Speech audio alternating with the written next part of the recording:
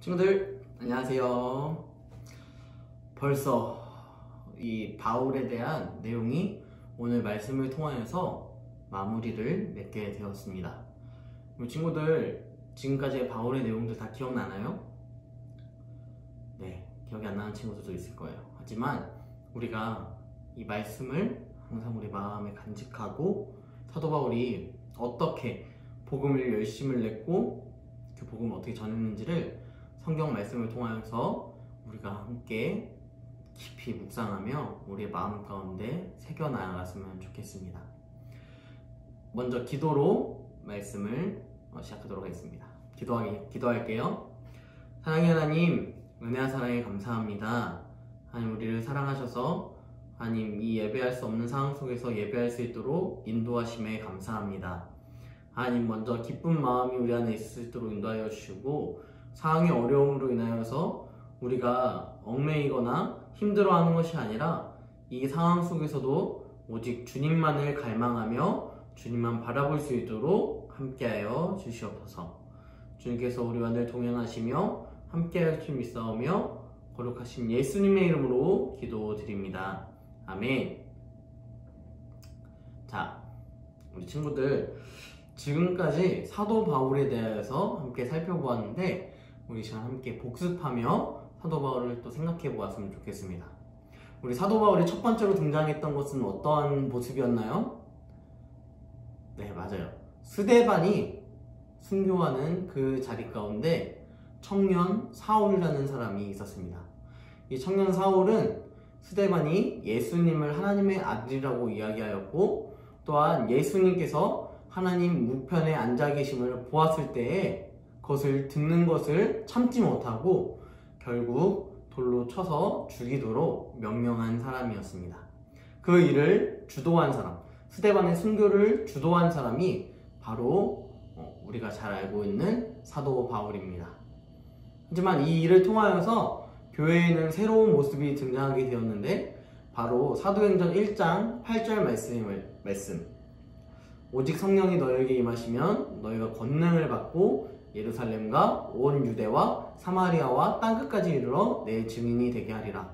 이 말씀대로 이 예루살렘에 있었던 많은 예수를 믿는 사람들이 각기 흩어져서 살아가게 되었고 그 지역으로 흩어져서 온 유대와 사마리아와 땅끝까지 모두 다 흩어져 살아가면서 예수 그리스도를 전파할 수 있는 새로운 모습이 등장했습니다. 자, 하지만 사도 바울은 아직 예수님을 믿지 않고 있었어요. 그런데 다메섹으로 가는 과정 가운데 이 사도 바울이 예수님을 만나게 됩니다. 강한 빛을 만나고 눈이 멀게 되었고 보지 못하는 가운데 음성을 듣게 되었어요. 사울아 사울아 내가 어찌하여 나를 박해하느냐 핍박하느냐. 이 이야기를 들었을 때에 사도 바울은 이 사람이 누구지? 라고 생각했습니다. 그런데 직접 이야기하셨어요. 나는 네가 핍박하는 예수다. 이 예수님을 만남을 통하여서 사도 바울은 예전의 삶과는 다른 삶을 살아갈 수 있게 되었던 거죠. 눈이 보이지 않는 이 사도 바울에게 찾아와서 안수하여 주고 또 눈을 뜨게 해줬던 사람이 또한 있었습니다. 바로 아나니아라는 사람. 이 사람은 사도 바울이 자신 예수 믿는 사람들을 죽이러 온다는 사실을 알고 있었어요. 그래서 오히려 예수님께 반문하였습니다. 주님, 이 사람이 예수 믿는 사람을 그렇게 잡아 죽이는데 어떻게 이 사람에게 가서 안수하고 기도할 수 있습니까? 이 이야기를 하자 예수님께서 아나니아에게 말씀하셨어요. 이 사람은 이방인을 위하여 택한 나의 그릇이다. 이 말씀을 통하여서 아나니아가 사도 바울에게 찾아가 기도하게 되었습니다. 그렇게 해서 눈을 뜨게 되었고 사도 바울은 예수님을 믿게 되었어요. 이것으로 끝나는 게 아니죠. 예수님을 믿고 나서 1차 전도 여행을 떠나게 돼요. 안디옥 교회로 들어가서 사도 바울은 신앙생활을 하다가 바나바와 이 바울을 따로 세우라는 성령님의 인도하심 가운데 두 사람을 따로 세웠습니다. 그리고 사도 바울과 바나바는 함께 전도 여행을 떠나게 되었어요. 구브로 섬과 함께 더불어 지나치면서 갈라디아 지역에 있는 이 루스드라와 등등의 지역들, 더베와 이고니온과 비시디아 안디옥, 이 지역들을 계속해서 쭉 돌아다닌 후에 다시 1차 전도여행을 마무리하였습니다. 그 마무리하는 과정 속에서 이제 밤빌리아라는 지역에서 함께 수행원으로 갔던 마가가 다시 전도여행의 힘듦으로 인하여서 안디옥 교회로 다시 돌아갔습니다.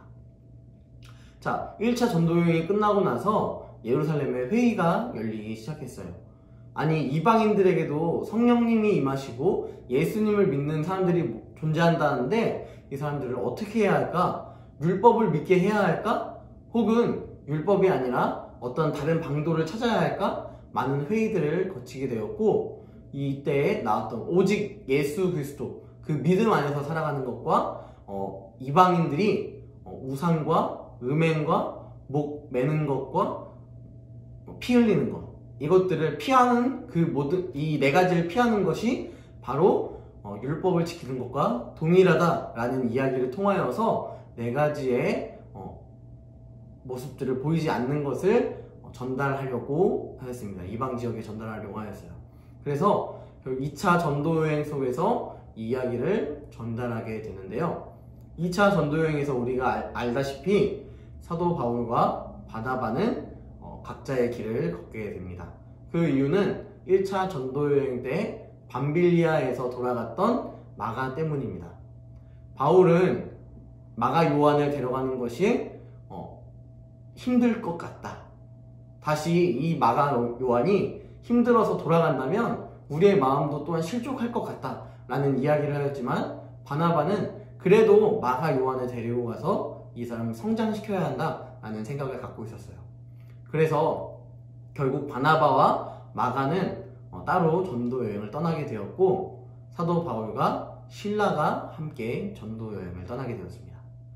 그래서 2차 전도 여행 가운데 1차 전도 여행 때 갔던 지역들을 돌아다니면서 예루살렘 회의의 결과를 전달하였습니다. 그 이후로 이 예루살렘 회의에 있었던 내용들을 다 전한 후에 사도 바울은 자신이 가고 싶었던 지역이 있었어요. 그런데 하나님께서 그것을 막으셨고, 또한 드로아에서 환상을 통하여서 마게도냐로 가게 하셨습니다. 그 마게도냐 지역으로 넘어가서 사도 바울은 2차 전도여행에 새로운 사역지를 이제 가게 되었는데요. 그곳의 첫 번째 장소는 빌립보였습니다. 자, 빌립보에서 복음을 열심히 전하였고요. 그리고 또 귀신 들린 한 여종을 만나게 되었고, 그 여종에게서 귀신을 내쫓자 감옥에 갇히기도 하였습니다. 그때 간수에게 한 사도 바울과 신라의 이야기는 바로 이런 이야기였어요. 주 예수를 믿으라. 그리하면 너와 내 집이 구원을 받으리라. 주 예수를 믿는 것, 이것이 중요하다고 이야기했습니다. 그리고 이제 마지막으로 저번 주에 보았던 아덴에서 사도 바울과 신라가 복음을 전하는 것을 우리는 보았습니다. 아덴은 어떤 지역이었죠? 우상이 팽배하던 지역, 우상이 굉장히 많았던 지역입니다. 그런데 이 지역에 예수님을 전하는 것은 엄청 어려운 일이었어요. 우상들도 진짜 많았지만 이 사람들이 굉장히 똑똑한 사람들이었어가지고 이성적으로 자신들이 판단할 때에 옳다라는 인정이 되지 않으면 그것을 믿지 않았기 때문입니다. 하지만 그 아테네라는 지역에서도 복음을 열심히 전파하였어요. 자, 오늘은 바로 이 사도 바울의 마지막 3차 전도 여행의 내용 중 일부입니다. 3차 전도 여행의 일부 내용, 이 내용을 끝으로 사도행전의 내용은 마무리가 될 것 같습니다. 아쉬워요? 네, 여러분 아쉽죠? 그럴 것 같아요. 자, 3차 전도 여행은 과연 어떠한 내용이 등장할 것인가? 우리가 함께 살펴보기 원합니다. 자, 사도 바울은 이제 신라와 함께 전도 여행을 계속해서 나아갔습니다. 자, 고린도라는 지역에서 우리가 잘 알고 있는 고린도전서 후서를 작성할 때에 이 수신자였던 이 고린도 교회를 세우게 되었습니다. 그때 이 사도 바울이 이 장소에서만 정말 특이한 점이 한 가지 있었다면 바로 이것입니다. 사도 바울이 복음만 전한 것이 아니라 생계 유지를 위해서 일을 함께 병행했다는 거예요. 무슨 일을 했느냐? 바로 천막 만드는 일을 하였습니다. 이 두 가지의 직업을 갖고 있었던 거죠. 천막을 짓는 것, 지어서 이렇게 파는 것, 그리고 복음을 안식일마다 전하는 것. 이 두 가지의 일을 병행하며 살았습니다. 얼마나 힘들었을까요? 사도 바울이 예수 그리스도의 복음을 전하는 것만으로도 굉장히 귀한 일이지만 어떻게 보면 참 힘든 일일 수도 있는데 그것 하나만 하는 것이 아니라 자신의 생계를 위하여서 천막을 짓고 있습니다. 이 천막 짓는 일을 하는 것은 왜 하냐면 바로 고린도 교회가 오해할 수 있기 때문입니다.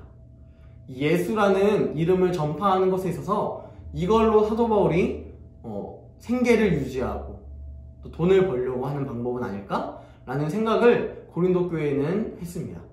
그래서 이러한 많은 오해들을 풀기 위하여서 사도 바울은 오히려 이 고린도 지역에서 천막을 만드는 일을 하면서 자신의 생계를 유지하였고 복음이 하나도 훼손되지 않을 수 있는 모습으로 고린도 교회에게 복음을 전하였습니다. 이 지역에서 특별한 사람들이 있는데요. 브리스길라와 아굴라라는 이 사람입니다. 이 두 사람이 왜 중요하냐? 이 사람은 고린도 교회에서 함께 복음을 시작하였고 열심히 복음을 믿었는데 이 사람들이 얼마나 대단했는지 사도 바울이 이 사람들을 선생으로도 삼기도 했어요. 어떠한 선생으로 삼았느냐? 바로 이 사도행전 18장, 19장에 주로 나오는 에베소 교회라는 곳이 있습니다. 에베소 지역에 있었던 교회였는데요. 이 지역에 아볼로라는 사람이 있었어요.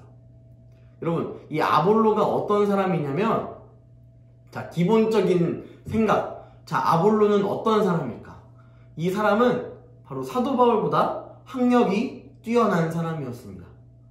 그래서 이 고린도 전서 1장, 2장 말씀을 보면 이 고린도 교회가 분파로 나누어지게 되는데 어떤 사람은 베드로파다, 어떤 사람은 아볼로파다, 어떤 사람은 바울파다, 어떤 사람은 그리스도파다 이렇게 나뉘게 될 정도로 그러니까 아볼로가 얼마나 큰 영향력을 보여줬는지를 우리는 알 수 있는 것이죠. 근데 이 아볼로가 그냥 영향력만 있었던 것이 아니라 이 사람의 학력이 예를 들어서 사도 바울이 서울대를 나왔다라고 생각한다면 이 아볼로는 하버드를 나온 사람과 동일한 모습이었습니다. 그러니까 고린도 교회 안에서도 학력이 더 높은 아볼로에게 자꾸 의지하려고 했던 모습이 있었다는 것이죠. 그 정도로 똑똑했던 아볼로가 이 에베소에서 복음을 전파할 때 한 가지 아쉬웠던 모습이 있었어요. 그 모습은 무엇이냐면 이 사람이 예수님을 전하지만 한 가지 중요한 사실을 빠뜨리고 있었습니다. 예수를 믿을 때에 받는 성령 세례는 기억하지 못하고 이 사람이 요한의 물 세례, 세례 요한의 이 물 세례만을 강조하며 복음을 전했기 때문이에요. 그렇다면 이 물 세례는 거의 반쪽 혹은 반의 반쪽 정도의 복음에 지나지 않을 것입니다. 그래서 이 사람에게 이 고학력에 있는 아볼로에게 예수 그리스도의 복음을 알려주는 사람이 누구였냐면 바로 브리스길라와 아굴라였습니다. 엄청나죠?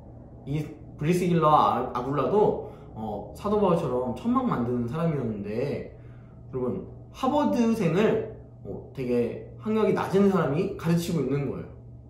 좀 대단하지 않습니까? 그런데 이 예수 그리스도의 복음에서는 이것이 가능한 것입니다. 자, 이 아볼로에게 복음을 열심히 전파하였고 에베소 교회 그리고 고린도 교회의 지도자로 아볼로는 성장하게 되었습니다.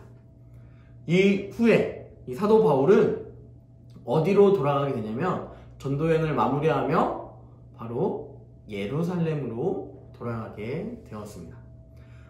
사도행전 20장 말씀을 보면 이 사도 바울이 예루살렘으로 돌아가고 있습니다. 그런데 여러분, 예루살렘으로 돌아간다면 제2의 사도 바울이 등장하여서 이 사도 바울을 죽일 수도 있어요. 스데반을 죽이는 것에 있어서 죄책감 하나 느끼지 못하였던 이 사울의 모습처럼 제2의 사울이 나타나서 사도 바울이 예수가 하나님의 아들이라는 것을 선포할 때에 자연스럽게 돌로 쳐 죽일 수도 있는 상황이었습니다. 하지만 그것으로 인하여서 이 사도 바울이 두려워하고 떠는 것이 아니라 예루살렘이라는 지역으로 가고 있는 것입니다. 여러분, 그런데 이 사도 바울의 여정이 여기서 끝나는 것이 아니었어요. 이 사도 바울이 예루살렘으로 가게 된 결정적인 이유가 무엇이냐면 바로 사도 바울은 로마에서 복음을 전파하고 싶었기 때문입니다. 이 사도 바울은 로마 사람이었어요. 이스라엘 유대인이었지만 나면서부터 로마 사람이었습니다. 이 당시에 로마 사람은 로마인들에게 법적으로 이제 심판받을 그 권리가 있었어요. 다른 나라에서 나쁜 죄다라고 인정할지라도 내가 로마로 다시 돌아가서 심판을 받겠다라고 이야기하면 로마로 돌려보내야 되는 것이 이 당시 상황이었습니다. 사도 바울이 왜 굳이 이런 어려운 모습으로 로마까지 가려고 했을까? 왜냐하면 이 로마 지역에 교회가 있었다라는 것을 사도 바울이 전해 들었기 때문입니다. 로마에 있는 교회에도 예수 그리스도의 복음이 온전히 전파되기 원하는 이 마음으로 자신이 죽을 수도 있는 이 예루살렘이라는 지역으로 다시 내려가서 복음을 전파하며 자신의 형제 유대인들에게도 복음을 전파하였고, 그것뿐만 아니라 로마인들에게도 복음을 전파하기 위하여서 결국 로마로 이송되는 모습이 사도행전 마지막 모습까지 등장하게 되는 것입니다. 여러분, 사도 바울을 한번 정리해 봤으면 좋겠어요. 사도 바울은 무엇을 위하여서 살았을까요? 바로 오직 예수 그리스도. 이것은 사도행전 15장에 나오는 예루살렘 회의의 결과와 동일할 것입니다. 또한 우리가 살아가야 하는 삶의 모습들도 바로 이 사도 바울처럼 오직 예수 그리스도, 오직 예수 그리스도, 우리가 이 사실을 기억하였으면 좋겠습니다. 우리 안에 행하시는 이는 하나님이십니다.